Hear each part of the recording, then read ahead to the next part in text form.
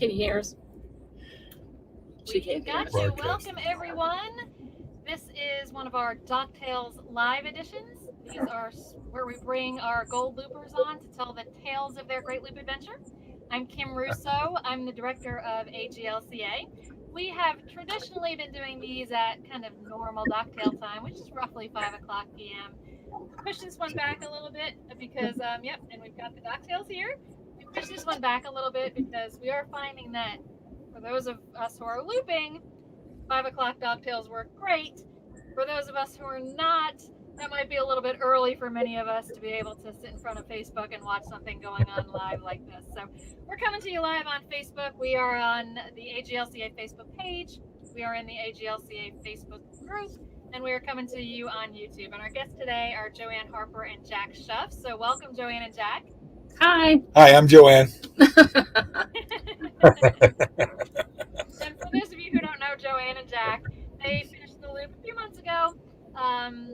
Like many loopers, had a great time out there. Some of the folks that know along the way. And you may notice a couple of things different this time. I'm actually coming to you from aboard, as you can tell from the back. Merry Christmas and Happy Holidays to everyone. We've got some Christmas lights in the background.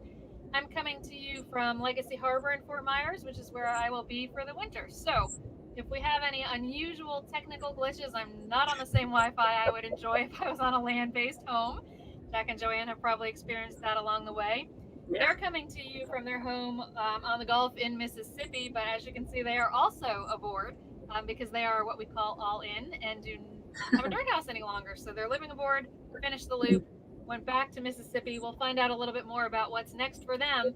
But to jump into the conversation, JoAnn and Jack, tell us a little bit about yourselves and your boating experience before the loop. Why don't you go first? Okay. Well, Jack and I have been together for 10 years as of October. And this is my anniversary. I can't forget. He told me that he wanted to do something like this on our second date. And so back then, I thought, sure, why not? Because I don't know if I'm ever going to see him again. But he stuck to it, except he changed from having a sailboat and traveling around the world. That's one of the pluses of the pandemic, maybe the only one, because we bought this boat and the loop is much better, closer to home.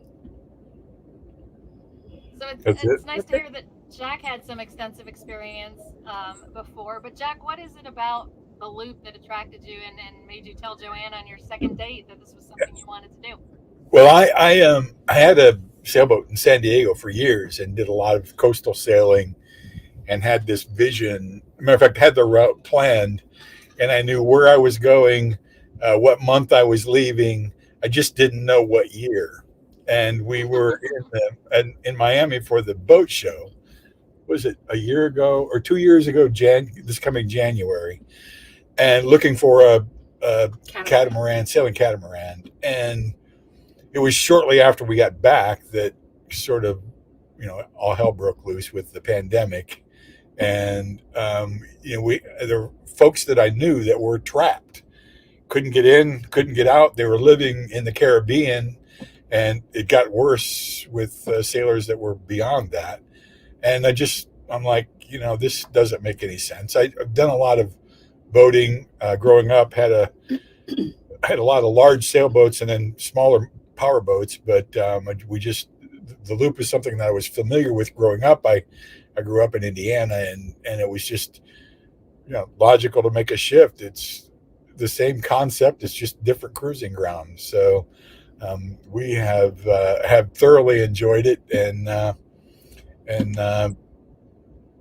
look forward to what's next. Yeah. A few kind of housekeeping things. I'm getting some messages that my audio is low. This is a challenge we have with this particular software tool because it's impossible for us to tell talking to one another if something's low. So thank you for those of you who are mentioning that. They're saying Jack and JoAnn's is fine, so you guys are good. I'm going to switch to a headset to hopefully adjust that. So I'm going to go ahead and ask you another question, and while you're answering that, I'll make the change. So go ahead and tell us what boat you're on, what type of boat, and how you went about picking that boat for the Great Loop. And I'm going to just pop off the camera for a second so I'm not too distracting while you're answering that. Okay. So I spent a lot of time researching on the AGLCA and actually sort of put together a cut list of broke brands and styles that were really important, and then had the opportunity to spend some time with Michael Martin with Curtis Associates, and Curtis Stokes, and Mike sort of went through my cut list, and we X'd out about 70% of the make and model boats that I had sort of provisioned in my mind. And then we went about with Mike helping us to find the boat. This boat was in this boat, which is a cruiser's 2001 cruiser's 4450. We found it in Myrtle Beach. It was literally the first boat that we looked at. I kept telling Mike when we were aboard, it's like, Mike, you're not supposed to really like the first boat. You're not supposed to really like the first boat. And he goes, what do? You ignore that. Don't be silly. And so we ended up buying her, and for our maiden voyage, we got Scott and Karen Duvall to help us bring it back. So the shakedown cruise was about 8 days. Yeah, well, yeah, Scott and Karen were with us for 8 days, but the shakedown cruise was 1,400 miles, and 6 days after we got home to Mississippi, we were hit by Hurricane Zeta. So 1,400 miles in a hurricane. That was the first shakedown on Jackpot. Yeah, I'm not doing that. Yeah, that's kind of trial by fire, isn't it? Yeah, it is. It is. Yeah. So hopefully my audio is a little bit better now. So those of you who were saying it was low, if it is still low, please let me know. With the headset, I have a little bit more freedom to adjust that. We both have it turned all the way up through the software, so hopefully this is better at this point. A couple more real quick housekeeping things while we're still here at the beginning. For those of you who are watching us on AGLCA's Facebook group, The Great Loop, we are not able to see who you are when you are commenting. If you go to StreamYard.com/Facebook, that's StreamYard.com/Facebook, you can tell Facebook to allow us to see who you are. Okay, I'm getting some messages that there's still a mic problem, so I'm going to work on that in a second. No real good way to move it any closer. Somebody's mentioning moving this closer to my mouth. That usually kind of makes it a challenge, actually, believe it or not. We'll give that a try. I apologize. That's the hardest thing for us to adjust on this. Someone watching on Facebook is saying it is fine. We've got somebody on YouTube that's saying it's not fine. A challenge. Again, I apologize. This records. We will do whatever we can afterwards with the recording to try and correct any of that. So if you're missing parts of it, we may be able to adjust that later. Anyway, to continue on, I've got several people saying that they can hear it fine. So a little bit of a challenge. Again, we'll try to equalize all of that. Post-production. Don't I sound fancy like I know what I'm doing? We'll try to equalize all of that on the recording and see if we can get it to a point where all of you can hear both sides of this pretty well, because we want you to be able to hear everything, of course. So I'm going to continue on. Hopefully the problems are kind of... We can hear you just fine, yeah. That's the important part, because we can hear the questions and then they can hear you talk, which is really what we're trying to get to. So back to what I was saying. If you are on the Facebook group, until you give StreamYard, which is how we're coming to you, permission to show us who you are, we just see Facebook user, which is fine, but just wanted to point that out to keep that in mind. If you're talking to us and you think we may know who you are, we may not if you're coming to us from the Facebook group. But throughout this, we are happy to take your questions. So you can go ahead and type those into the comments, regardless of which platform you're watching us on. And we can ask Jack and Joanne those questions as we go along. So it's great to see some of you. Hi from Yachts of Fun. Welcome, Jeff and Sharon. Hi, Susie Q. Jane Salvo, hello, welcome. Grand Plan, it's great to see everyone here. Uh-oh. because it's one of the questions that we hear quite a lot.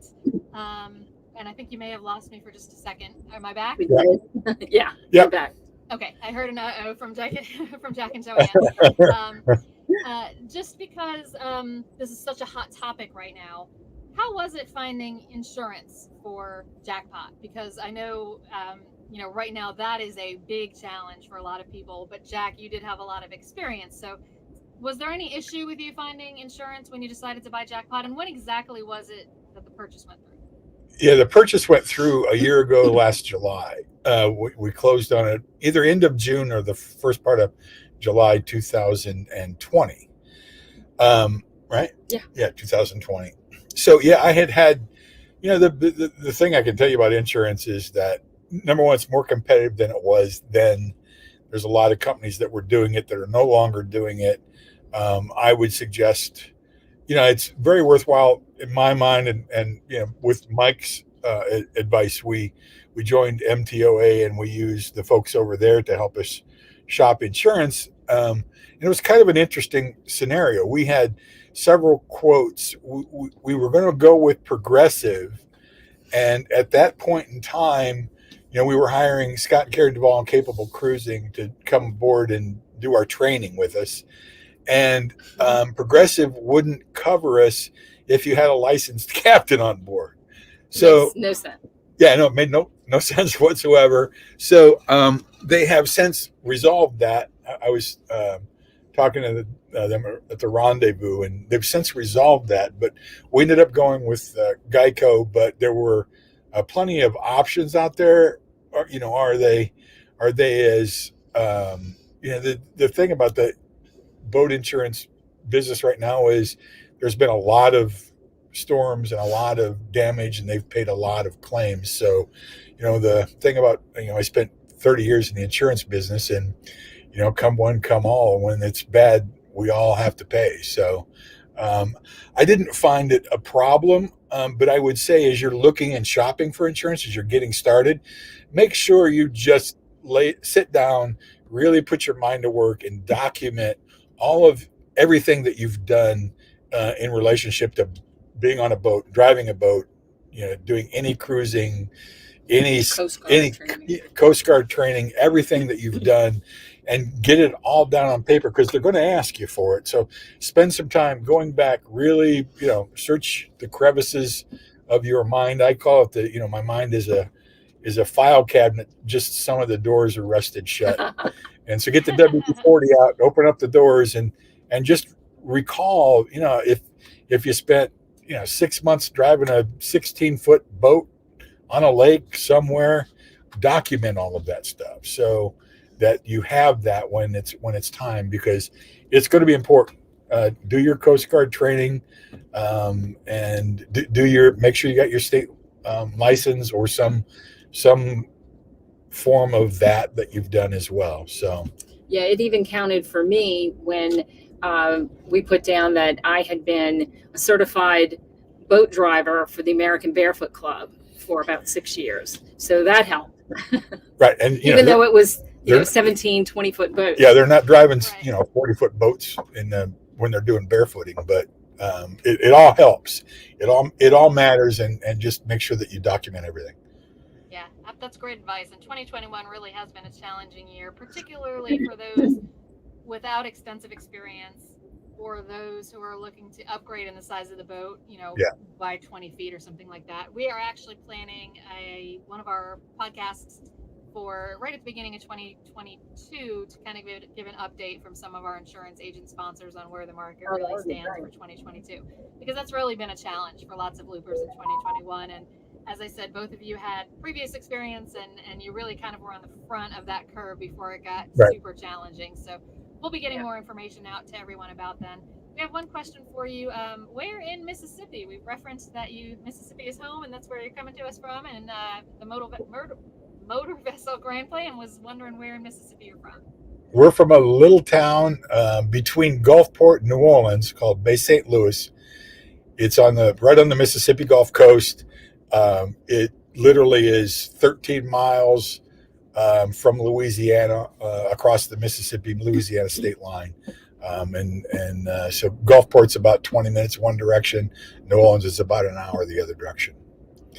But lovely little town, and not many loopers come here. But I'm telling you what, it's a marina that it has everything that we always look for. It's small, it's quaint. There's ice cream very close. There's restaurants and bars shops. close, and shops, and it's definitely worth a day or two. Well, and it's just, how long is the side trip if people were to come out at Mobile and turn right instead of left and come visit Bay St. Louis? We made it last longer. Yeah, well, no, if you're coming from Mobile, we left. Mobile. I was just trying to think of the name of the river. Dog River. We left Dog River. We anchored in a little lake in Pascagoula called Lake Yazoo. It's an anchorage, small anchorage, nice. It's well protected. And then the next day we went to Gulfport. We could have gone all the way to Bay St. Louis, but we decided to spend the night in Gulfport, which is the marina that we were in when Hurricane Zeta came last year, that we all had to mandatory evacuate. And it was destroyed, but it's back. It's back good. Gulfport's a great little town, but you can make it. And the other thing about it is there's a whole bunch of barrier islands from the west side of the Mobile Bay all the way to Bay St. Louis. So there's opportunities if the wind's coming from the south for some nice anchorages with islands that are, wonderful white sand beaches, and most of them have no one that lives there. So it's a great little cruise through the Mississippi Sound. And those little barrier islands are just 20 miles offshore, and it is almost exactly the same latitude as Pensacola. Right. And so the water is crystal clear. There's dolphins. It's beautiful. Yep. Commercial for Bay St. Louis. Well, and it's worth the commercial because it's really a part of the Gulf and a part of the cruising grounds of the Gulf that many loopers don't really get the opportunity to see. So thanks for telling us a little bit more about that. I do want to kind of show off a little bit about your boat, because Jack and Joanne were at the Fall Rendezvous, and they were kind enough to put their boat on the looper crawl. And I think there was a line down the dock of people who are looking for a boat and are now interested in a Cruisers 4450. In particular, their Cruisers 4450. So I wanted to show some of the pictures that they showed there and let them tell us a little bit about what we're seeing and what are some of the features here on the boat that you really enjoy about your Cruisers 4450. Yeah, so the first one was Joanne's son Nicholas we were on our way to Marco Island, and he was on the bow flying a drone. So we had a couple of our buddy boats and had some really nice drone footage. But the Cruiser's 4450, she's got twin Volvo 74s, 480 horsepower apiece. During the sea trial, she cruised at 25 knots. However, at 25 knots, she burns about 60 gallons of fuel an hour. She holds 500 gallons, so that's a good 8-hour run at 25 knots. We spend a wide majority of our time. Matter of fact, on the loop, we average just under 7 mile an hour. We typically cruise between 7 and 8 mile an hour. At 7 and 8 mile an hour, she burns about 3.5 gallons an hour. So she's not too bad. She does, pretty close to 1.75 to 2 miles per gallon. So she's pretty efficient. She's got 3 staterooms. She has 2 heads, and we really like the living accommodations. For those that are on the taller side, there's lots of headroom. I'm 6'2", and I don't come close to any. I don't have to duck going through doors. I don't have to duck in any of the. You have to turn. It's got broad shoulders. Yeah, you do have to turn sideways to look at the doors. But other than that, we spent a lot of time renovating after we bought Jackpot. I thought she was perfect to go in. The Admiral thought she needed a little updating. So you want to talk a little bit about that? And I didn't include all of the slides. Jack and Joanne also presented at the Fall Rendezvous in a panel discussion on the best boat for the loop and explained why this was the best boat for them. And the 3 staterooms is really key for a lot of the families out there looking for their great loop boat. But one of the reasons that Jack and Joanne's boat was so popular on the looper crawls was some of the upgrades. that they did. So, and this is one of them, the tile backsplash in the galley and the stainless steel sink. Go ahead and tell us about some of the upgrades you made, JoAnn. Well, you have to understand what it looked like before, and some people still have the original way, and that's fine for them. But black toilets and sinks were just a little too groovy for me, so we changed out the kitchen sink had two round kitchen sinks with one tiny little faucet between them that had to have been designed by a man who had never washed a dish in his life because a dinner plate couldn't even fit in it. So the solution to that was an RV sink, and there we have it. And the backsplash was wood that had been, soaked by water numerous times and just needed to be replaced. So, if you're going to do one thing, you might as well do the rest of it. So we put quartz countertops in. We painted all the bottom cabinets because the tops are veneer and there's no possible way to match that. And we did the same in the both bathrooms.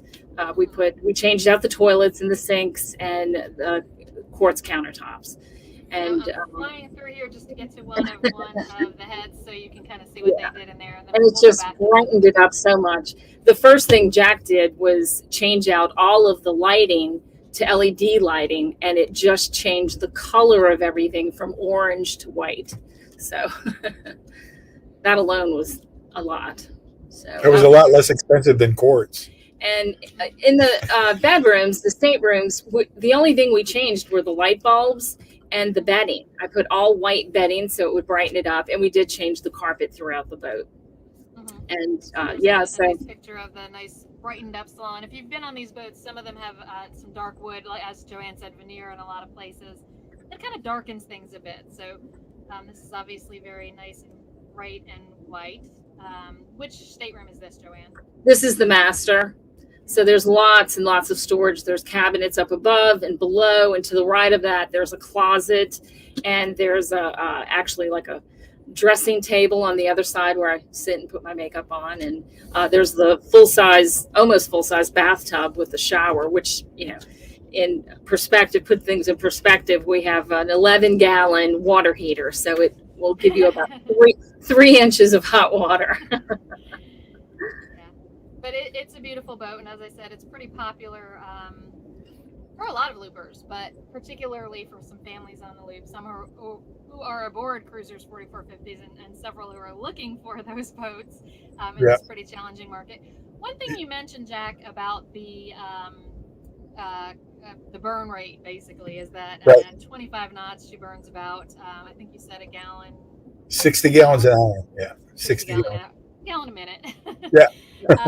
So you typically cruised at, I think you said 7 knots was your typical cruising speed for the Great Loop.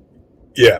How challenging was it for you to do 7 knots in a boat that's capable of doing much more than that? That's funny that you asked that question because, once we left here and traveled up the East Coast, and we were going 9-10 mile an hour, and burning 6-7 gallons an hour, and then we met some boat buddies up in Virginia.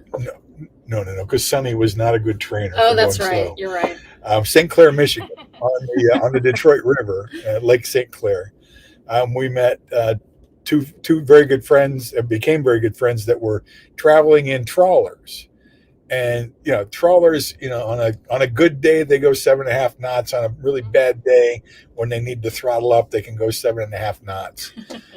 So we literally left and traveled off and on with them all the way back to. Matter of fact, they joined us in Bay St. Louis when we got. So we virtually went from Michigan to Bay St. Louis with a couple of trawlers, and so I learned to be a little bit more.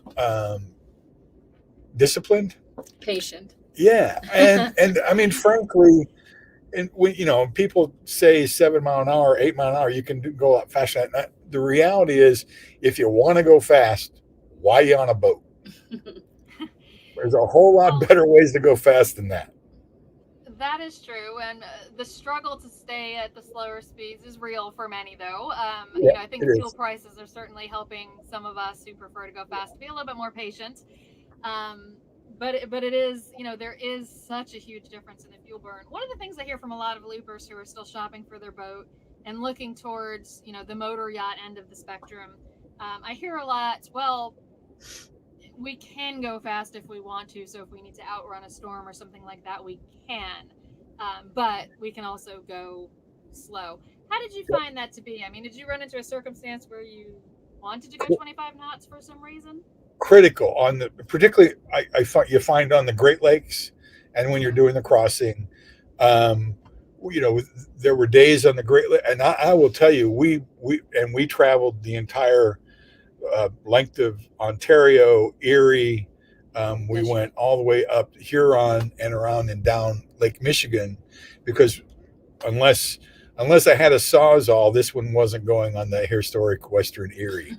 So we went the Oswego Canal up to Ontario, and the Great Lakes are beautiful. Absolutely. The water is clear. There's so much going on. There's wonderful little marinas here and there and everywhere, but the Great Lakes can be challenging, and they can jump up and bump up really fast. Typically, if you're cruising the Great Lakes, if the wind changes direction, you got them an hour to get the heck off the lake.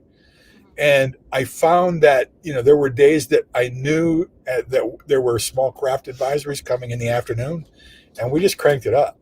And we had one day that was rolling on the Great Lakes, but we never had a bad cruising day on the Great Or Lakes. bad weather. Yeah. We're very fortunate. Right. That and the ability to be able to go fast makes the difference. And we had our friends in their trawlers. They didn't travel with us the entire Great Lakes. They really did not enjoy the Great Lakes Yeah, at all. they hated it. They couldn't wait to get out of Lake Michigan. Right.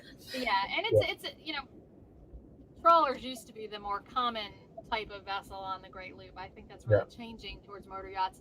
There's nothing, I don't want anybody who's watching this to get the impression that if they do it in a trawler, they're going to get stuck in storms on the Great Lakes, and it's going to be this miserable experience. Because, as Jack said, if there were small craft advisories for the afternoon, they went faster and got to where they wanted to go. Trawlers can either choose not to travel on that day or bite off smaller chunks or things like that. So, there's lots of options. I think Jack and Joanne's point is very well taken, that it gave them a lot more flexibility because the cruisers has the ability to go faster. But I don't want to scare anyone who's got a trawler into thinking that the Great Lakes is going to be insurmountable, because it is absolutely doable. You just have to pick your weather a little bit more carefully. Yeah, Kim, and that's just part of it. I mean, the reality of finding the perfect loop, and everybody that has a loop boat knows this. There's trade-offs. You're going to find, and so you just have to decide what slots are the must-haves, what are the want-to-haves, and what are the I don't care if I have. So, once you figure that out, it helps a lot. And Michael helped us figure that out. Yes, and so I got one more report of a bad audio.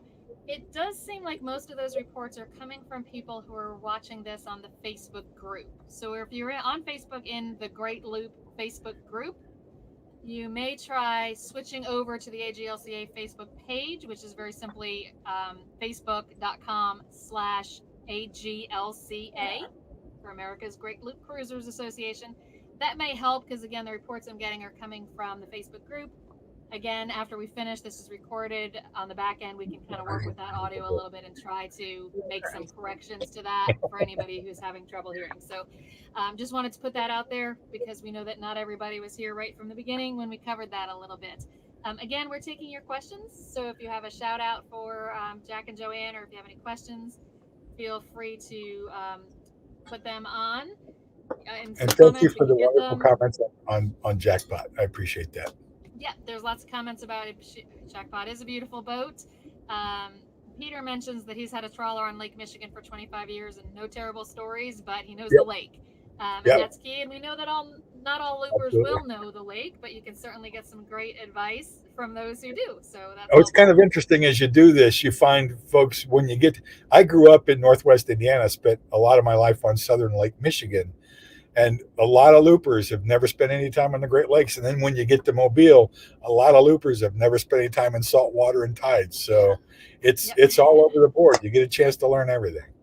You do, and we've got a shout out for you from Fred Water, maybe somebody you cruised with. And Susan Pellett, who's one of our other gold loopers, is congratulating you on the gold. Tell us Thank exactly you. when you crossed your wake. It was pretty recently, but go ahead and tell us when that was. It was November 14th. We left January 24th and returned on November 14th. And we came in, and the local news channel was here, and they interviewed us.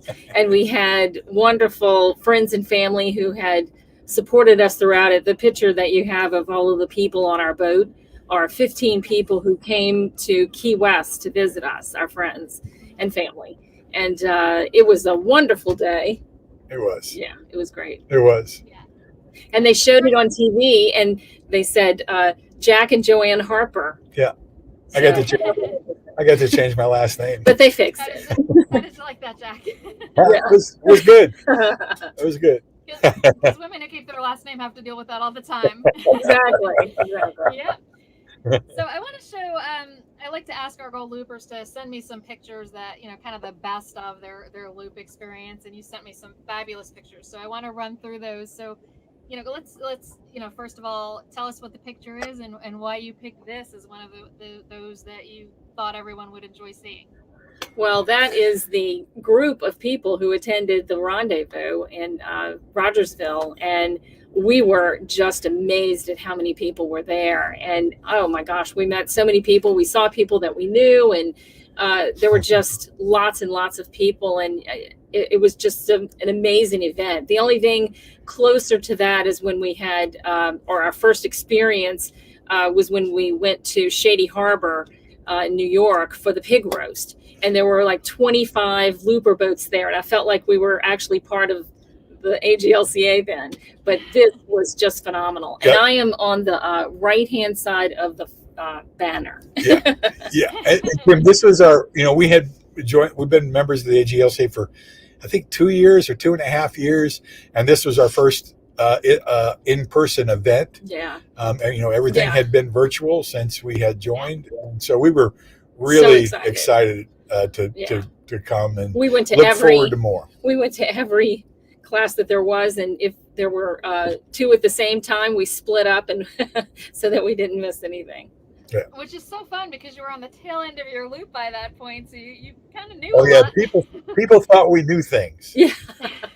But yeah, and you were in the same boat, so to speak, as many, because we had not had an in-person event in really close to 2 years at that point, and that was a great rendezvous, and it was wonderful to see everybody come back out and start to re-engage. And it's interesting what you said about the pig roast at Shady Harbor, and for those who don't know a whole lot about that, Shady Harbor is one of AGLCA's long-term sponsors.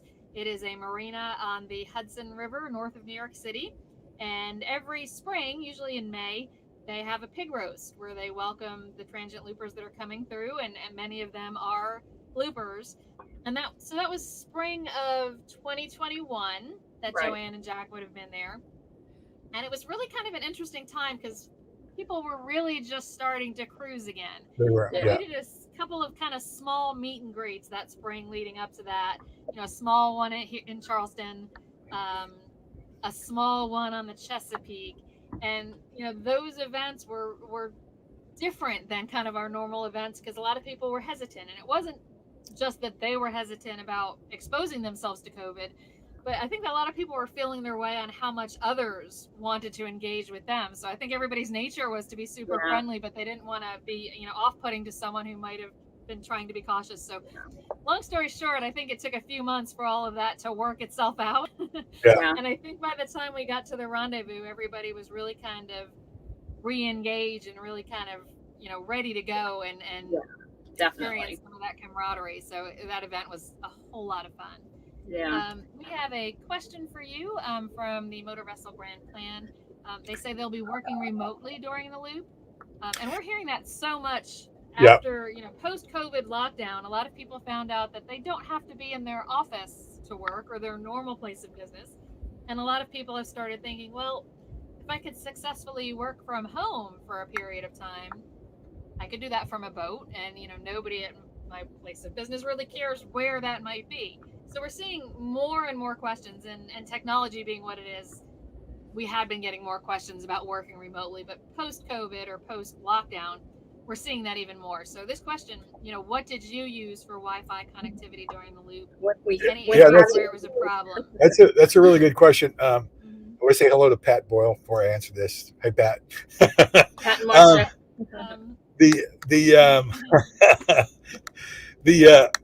We're seeing people on here that we had an opportunity to cruise with, Kim, and it's so exciting. And It is let me fun, get isn't back. it? It is. Yeah. It really is. Yeah. Motor Vessel Grand Plan. So we ended up using two things. We found that primarily on the East Coast, Verizon was a very good service for us. And as you got up north and then coming down the river system, AT&T worked better. So we actually have two modems. We have the MoFi 4500 or 4500, and that has a Verizon. The SIM card literally out of my iPad plugged into the MoFi. And the thing about that's interesting is that, at least to date, Verizon's not able to tell. Anybody Verizon on here? But Verizon's not able to tell that the SIM card isn't in the iPad, so it doesn't get throttled. And the other thing that we bought, and when we were in Grand Haven, a Netgear Nighthawk, and put a iPad SIM card in that from AT&T. And so what we find is typically between Verizon and iPad, two things: we're constantly throwing a wireless network around on the boat, and we find that one of the two of them works really well. So I don't think I would be challenged living that life. And frankly, in almost 100% of the situations, the Wi-Fi on our boat works better than the Wi-Fi at a marina. Yes, and I can also say that we have actually got a hotspot essentially that runs on a Sprint T-Mobile network. I've got an AT&T hotspot on my phone, and we've also got a Verizon hotspot aboard that we have not had to fire up recently. But I think you really hit on the key there, Jack, is that if having connectivity is critical for you, have multiple options, because there really is no one that is going to be foolproof 100% of the time. We've got a comment agreeing with you about the marina Wi-Fi. When you get 2 days south of Demopolis on the 10 Tom, don't really expect much. Might be a good day for some PTO at that point. Yeah, exactly. Because you may not have much connectivity. But yes, marina Wi-Fi, not always great. One of the things we've learned doing webinars and things like this is we often test with speakers during the day that are at a marina and everything checks out fine. And then we get on there at night and it's not so fine. And I think everybody's back to the marina for the evening streaming TV or surfing or whatever they're doing. So actually here at Legacy Harbor, the Wi-Fi has been pretty good, the marina Wi-Fi. So that's kind of our fourth option that I have used occasionally instead of firing up the Verizon hotspot, and it's pretty good here. So they've got the OnSpot here, which what I hear from loopers and other places, for a marina, if they have OnSpot, it's better than other solutions. Still not 100% of the time though. So definitely keep that in mind. Don't rely on the marina. Have certainly some of your own options available. Let's go back to some of your pictures. This one, it took me a minute. So to figure out what this was, and then I realized, of course. So tell everyone what this is. This is my favorite lock, and I'm not too much of a fan of locks, but well, I wasn't until we got to the river system, because the locks in the Erie Canal, I highly recommend ice fishing gloves. They keep your hands warm and dry, and I didn't get them until much later. But this is the Wilson lock, and we went through this going to Rogersville, correct? Yep. And it is 95 feet high or deep, and it was amazing. And the locks have little leaks in the walls in places. It's nothing to worry about, and it's actually very entertaining, and they turn into waterfalls and in some places, and it's beautiful. But this is us almost all the way down at the bottom, and up there 95 feet is the top. And when I took that picture, I then looked at that wall to the right of that and looked up and said, oh my God, there's 95 feet of water behind that wall. But we never felt unsafe. It was the lock masters are all so nice and accommodating, and it was interesting. Yeah, and the Wilson Lock is not on the main Great Loop route. It's a side trip, but to get to Joe Wheeler State Park, where the fall rendezvous was, you do have to go further on the Tennessee River than most loopers will go, unless they're doing a side trip, and the Wilson Lock is there, and 95 feet. I think that's probably, I think the tallest, that is the largest.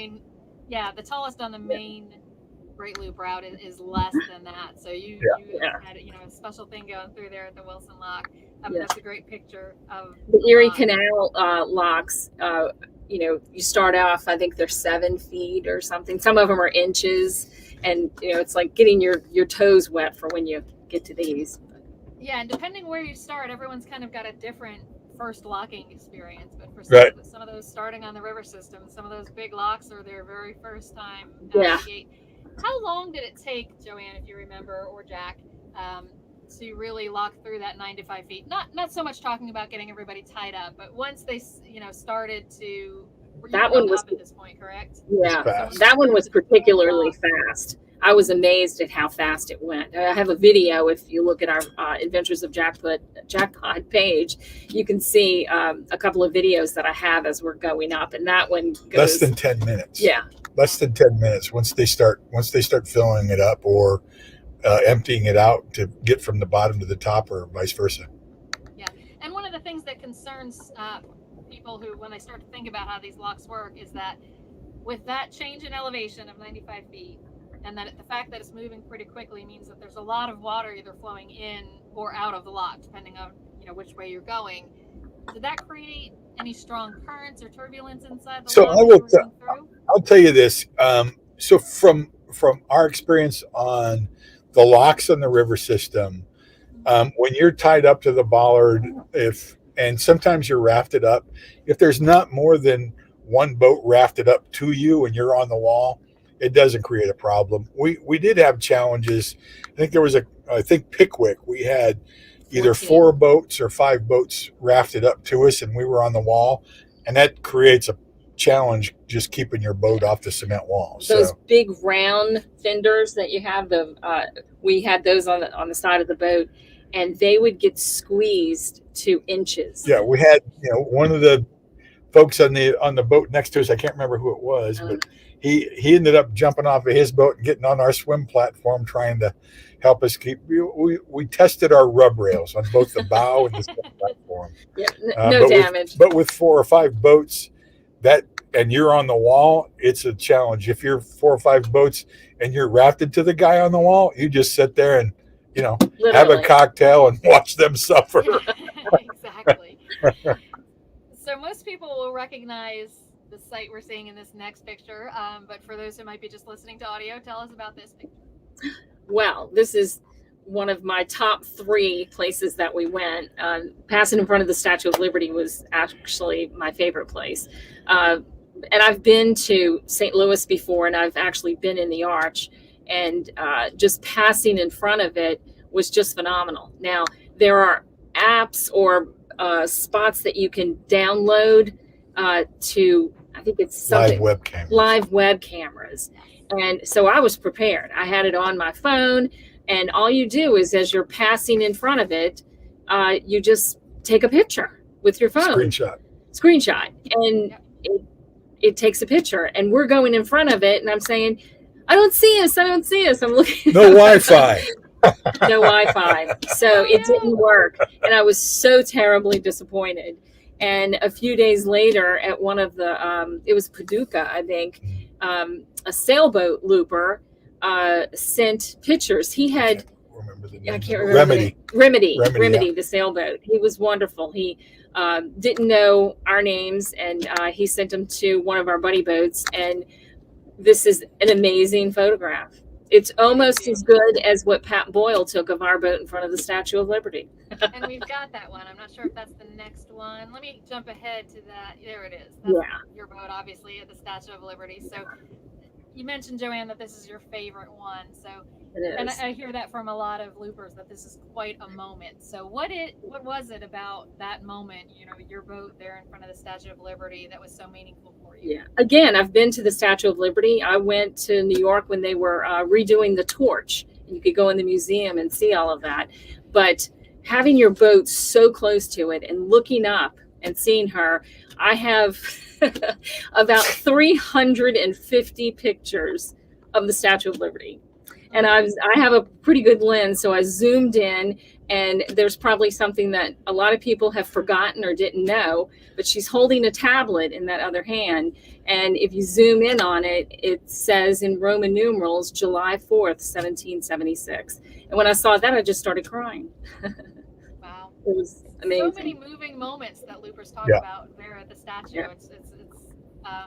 So I love to ask that question about, you know, what is it about that moment? And everybody's got a different answer, and it's just phenomenal about that. We've got a quick shout out to you from Jack and JoAnn. Oh, Cherie and David. Cherie and Dave on Near Miss. Yeah, we traveled with them for a while too. Yes, we did, and they were they just went gold. Congratulations again. Congratulations, David and Cherie. So we've got. I think once the statistics come out, Kim, you're going to find this is probably the biggest year for the loop. So interesting that you bring that up, because it's not. And I have a theory about that. Somebody's fibbing to you. No, so here's what happened. And I think I've shared this before, but about June-ish or July, because people were out cruising again, you know, post-COVID. And in June or July, we were sitting around the home port crew was going, why are we getting no loop completions? Why is nobody sending us their weight crossing announcement? And we eventually came to realize that it was because in the first half of 2020, if you were planning to start the loop in the first half of, from March to September, let's say, of 2020, a lot of people chose to wait. And since many people take about a year to do the loop, with so few people starting in early 2020, very few finished in early 2021. Wow. So we were sitting at July 1st, halfway through the year, and we had just a handful of loop completions. Like, I'm talking about like 5 or 6, and that was it. So since then, we've gotten a flurry of them. And if you haven't been paying a whole lot of attention to our forum or our social media, then you may not realize that Passage Maker Magazine, for the last several years, in their Great Loop issue, which comes out in March or April, has published a list of the boats that have completed the Great Loop. So, of course, they come to us for that list. So just last week, we put out a notice that said, hey, if you did not let us know yet that you crossed your wake in 2021, now's the time, because we need to submit that list to them. So we had been getting quite a few, and we got a whole flurry of them in the last week. But as of earlier today, when I sent that list in, I believe the number was 124. Now we've got 2 weeks left, so we'll probably get a few more. And we can still get those few to Passage Maker in time for the issue. But so we were at about 124, and the record year was prior to that was 2019, and it was about 179, if I'm not mistaken. Yeah. So not a record year. I think 2022 will be back on track and be a record year. But it's actually more than I expected it to be. When 6 months ago I was sitting there going, where the heck did everybody go? Well, I can tell you, when we were we had just left Mackinac Island, and we heard that the Lake Erie, or the Erie Canal, had started flooding. And what we heard was that there were 300 boats behind us, either before the Erie Canal or in the Erie Canal. And so I thought, that's phenomenal. Yeah, and if the marina space in Michigan is any indication, next year's going to be crazy. Yeah, next year I think there's going to be a lot of loopers out there. Again, something we've been putting out in our newsletters and our forum and everything else. There's some lock closures coming up. Not too bad for 2022. Really not too bad for 2023 either, but a little bit more challenging. But, you know, certainly be looking at the Illinois waterway lock closures that are planned. Because that could bring down the numbers for 2022 or 2023. So I want to finish up with your pictures. This is a beautiful lighthouse. I don't know which one this is. I am going to take a wild guess and guess that it's on the Hudson somewhere, but I could be wrong. It is. Okay. Those all looked like actual houses. There were so many of them that it wasn't just a lighthouse. Yeah, light keepers. So interesting statistic we did hear about when we were in Michigan. They were celebrating some lighthouse appreciation, and Michigan has the most state-owned lighthouses of any state in the country. Wow. And the total number, if I remember correctly, was either 550 or 850, but it was a huge number. Guess who's number 2? I'm going to guess New York. Wrong. It's Maine. You know how many they have? No. 8. Wow. That's what I said. Yeah. Well, Lake Michigan is just enormous. Well, but you got Lake Michigan, Lake Huron, Lake Erie. Yeah. But that is interesting. Yeah. But yes, so I guess the Hudson River, because this looks like a house with a light attached to it, which is pretty typical of what you'll find there. This is a beautiful shot of one. I'm guessing, Joanne, you took most of these photos? Yes, I left, and upon completion of the loop, I think I'm at 11,000, 12,000 pictures. Wow. Well, and this is an phenomenal shot. For those of you maybe listening and not watching, phenomenal shot of a bald eagle in flight. And there's a series of those. There's a series of those pictures, and it's a little blurry. I mean, we were just so far away; it was hard to get. That was on the Illinois River. Yeah, and one of our buddy boats in the front, Jim and I, he was the eagle eye. He would tell me, "Joanne, port side, eagle, beach, tree, branch," and that's another good reason to go 8 miles an hour, because if I wasn't prepared for it, I could run downstairs, get my camera, make sure I had a battery that worked, and then look for the eagle and take the picture before he flew away. But that eagle was sitting on the beach, and then he started to fly, and I have pictures of his wings down and up, and yeah, he was beautiful. Yeah, beautiful photo. We've covered this one of the Statue of Liberty. Tell us, this is pretty recognizable for most of us, and again, for those of you just listening, it is a photo of the Blue Angels in formation. No space between the planes and the angle of this photo was taken. But tell us where this was and what kind of an experience is it to see the Blue Angels from aboard your boat? It was amazing. I've seen the Blue Angels, being from Louisiana and Mississippi. They are right there in Pensacola, so they have shows over here all the time. And so I've seen them, but not like this. And we were in Annapolis, and Memorial Weekend, and it was also graduation week for the Naval Academy, Naval Air Force Academy, of course, because it's planes. But so it looked like an officer and a gentleman with hundreds of men and women in the white uniforms, and it was family weekend. It was beautiful. But when we came in the day before, they were practicing, and so for 20 miles or so, they were just flying over us in formation and doing all sorts of crazy things. And so we got to see them for like the entire day over and over again. And then the show that they actually did on that day lasted, I think, 30 minutes. So, but we were standing on the bow of our boat with, tens of thousands of people around, and it was beautiful. Yeah, and 2 opportunities for most loopers on kind of the seasonal plan on the loop. Usually the Blue Angels do the graduation weekend there in Annapolis for the Naval Academy. So many can see there in May. And then they have a homecoming show every year in Pensacola that I believe, if I'm not mistaken, is usually timed pretty well for loopers some loopers who are coming through, getting ready for the Gulf crossing. So we've got a shout out for you from Vanessa. Yeah, they were here in Bay St. Louis just a couple of weeks ago. Yeah, they stopped in Bay St. Louis for 3 weeks, I think, for that, right, Vanessa? They're over in New Orleans, the Big Easy right now, so enjoying that. Excellent. Yeah, and again, for those of you on the Facebook group, we can't necessarily see who you are if you don't tell us. So we've got somebody that gave a shout out from the Facebook group, and all we can see is this Facebook user. So if you're in the Great Loop Facebook group and you have a shout out for Jack and Joanne, just tell us in the comments your name, because we can't actually see that where we're reading the comments. We've got a few more photos I'd love to get to. And this is something I think a lot of us have seen, but not in person. So tell us about this photo. What are we looking at here?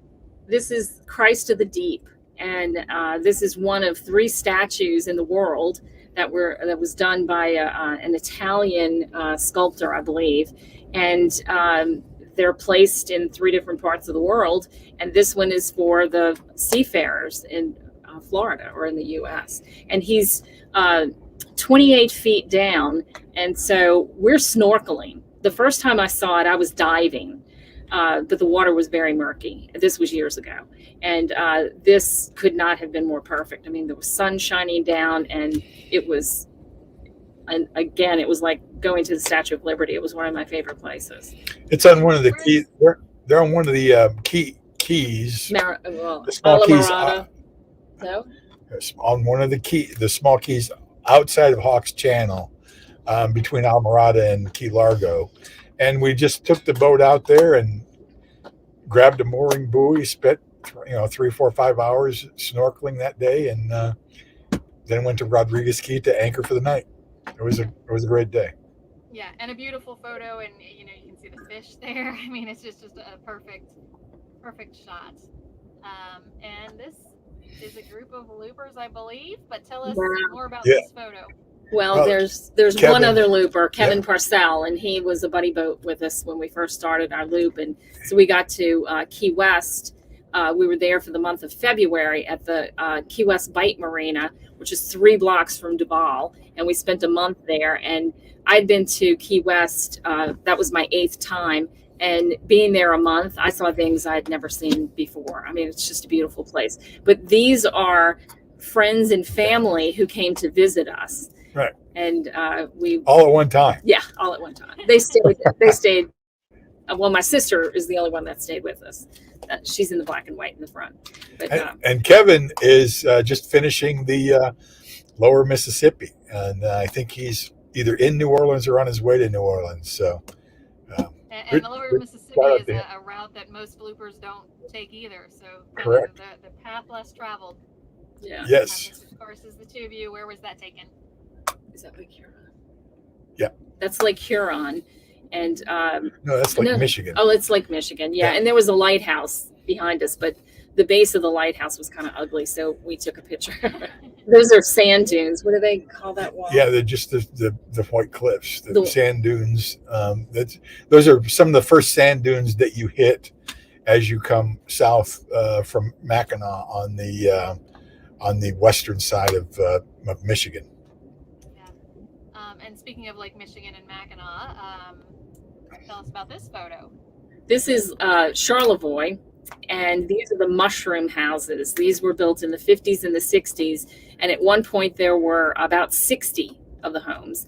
And now they're down to about 8, I believe. And it's just an artist who decided to make bizarre homes. It reminds me of the Flintstones, actually. But they're strange and beautiful. And they're within walking distance from the marina. And it's definitely worth a walk. Yeah, Charlevoix is such a looper favorite. It is. Yeah, Charlevoix had a like a pavilion where they had the local orchestra playing every night, so we could sit on the bow of our boat and listen to the music. It was awesome. And then this one is Mackinac Grand Hotel, if I'm not mistaken. Yes, it is the Grand Hotel. That's the ice cream shop. Oh, yeah, shot. Yeah. Well, I took that because if you take a picture of the front, it's they impressive.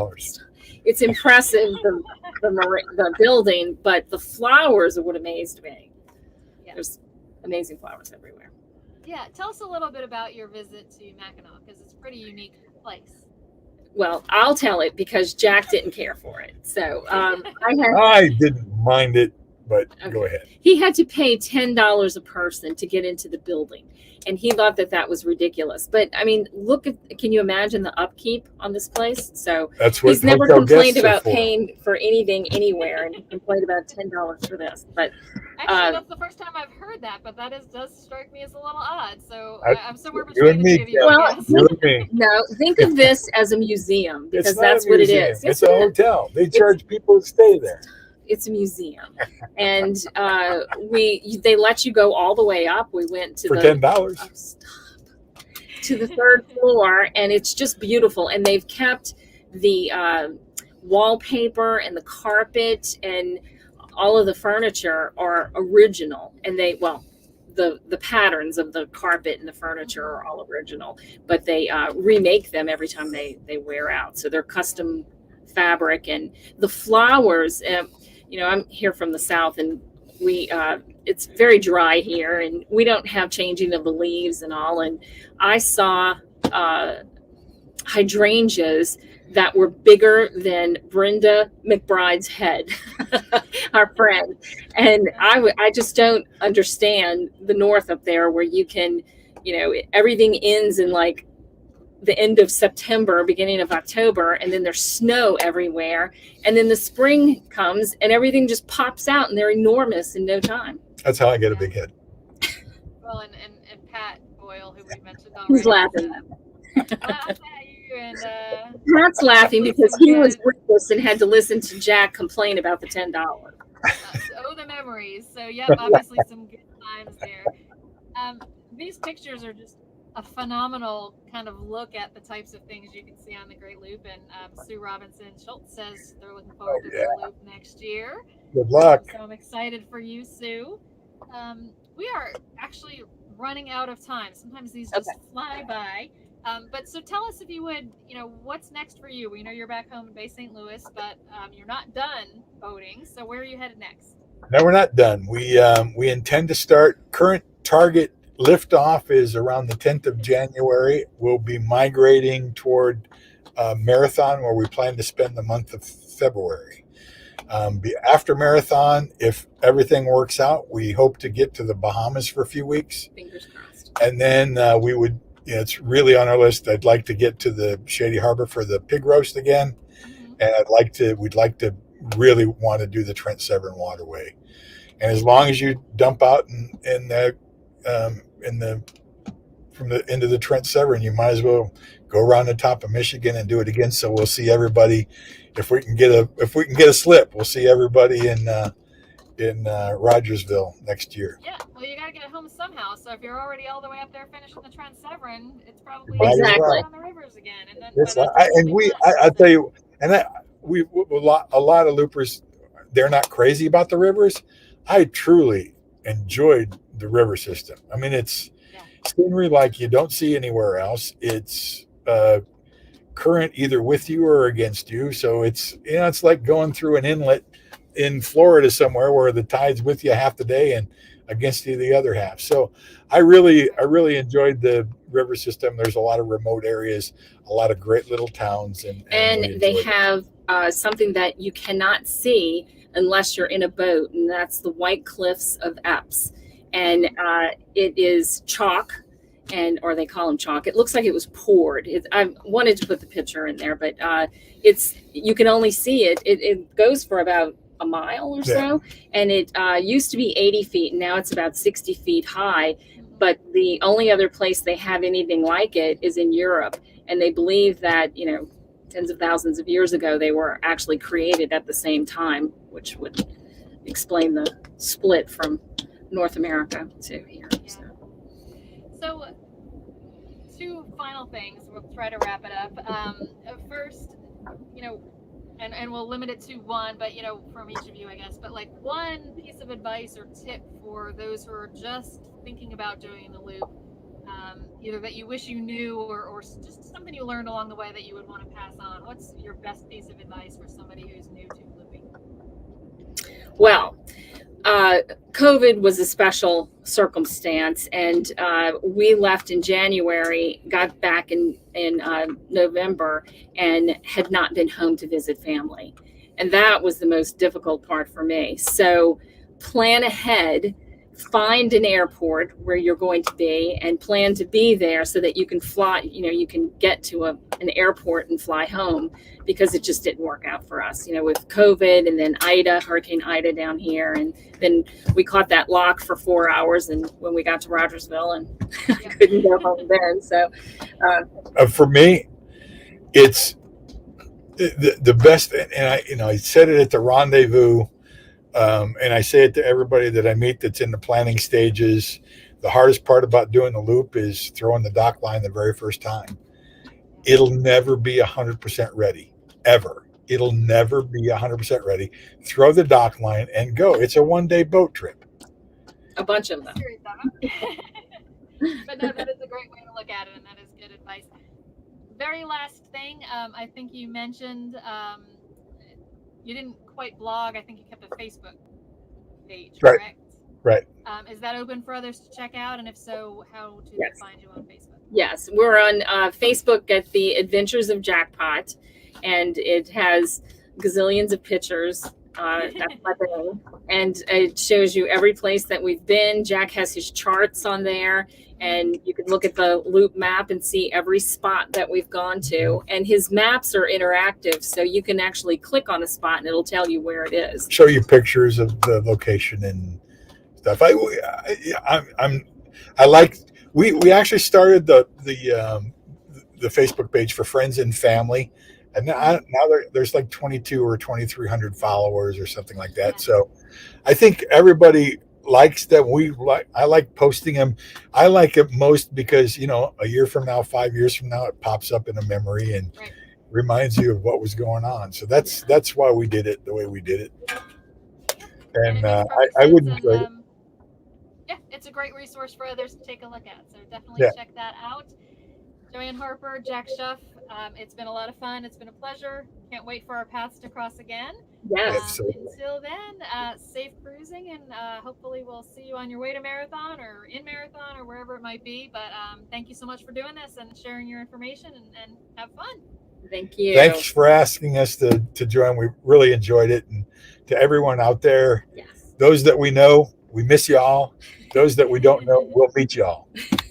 Absolutely. Love that. Great way to end it. Thank you, everyone who's joined us.